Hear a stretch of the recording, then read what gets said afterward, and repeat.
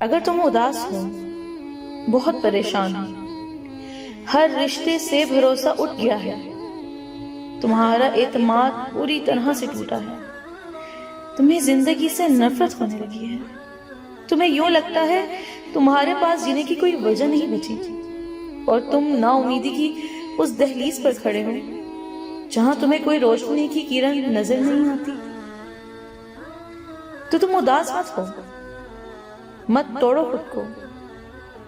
اپنا سر اٹھاؤ، دیکھو اس آسمان کو جس کے سائے میں تم کھڑے ہو، پھر جھکاؤ اپنے سر کو، دیکھو اس زمین کو جس میں پاؤں جمائے تم کھڑے ہو، پھر سوچو اپنی ذات کو، کیا تمہیں اس نا امیدی کے لیے بنایا گیا ہے؟ تم کیوں نہیں اس سے بات کرتے جس نے تمہیں بنایا؟ تم کیوں نہیں اس سے اپنا حال بیان کرتے جو تمہاری حالت بہتر کرے گا؟ تم کیوں پریشان ہوتے ہو جبکہ یہ جہاں اسی کا ہے؟ تم ایک بار اس کے ہو کر تو دیکھو، دیکھنا وہ تمہیں کیسے تھام لے گا، پھر چاہے یہ دنیا لاکھ کوشش کرے